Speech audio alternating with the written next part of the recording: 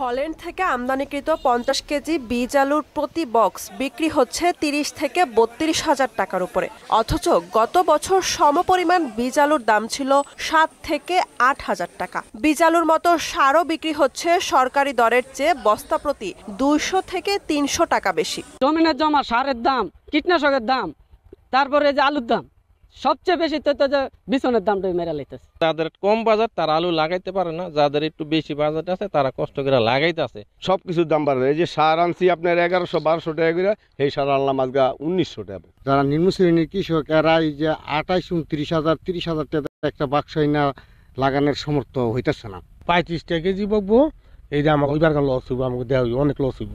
কৃষকদের অভিযোগ, বাজার মনিটরিং থাকলেও বাজারে কমছে না দাম, তাই অনেকেই আলু চাষ থেকে বিরত থাকতে পারে। বললেন, কোম্পানি আলু ডিলারকে দিলেও ডিলার সরাসরি কৃষকের কাছে বিক্রি করে না।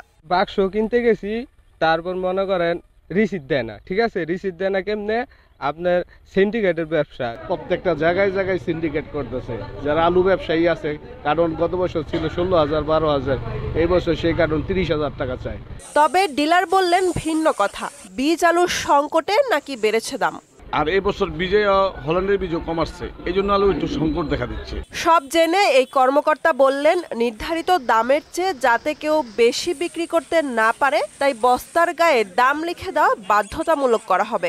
বস্তা বা কার্টুনের গায়ে সর্বোচ্চ বিক্রয় মূল্য লিখে দিতে হবে এবং দোকানে বিক্রয় তালিকা ঝুলিয়ে রাখতে হবে। এবার জেলায় 34,655 হেক্টর জমিতে আলু রোপণের লক্ষ্যমাত্রা নির্ধারণ করেছে কৃষি বিভাগ। বুশরাত জাহান, মোহনা সংবাদ।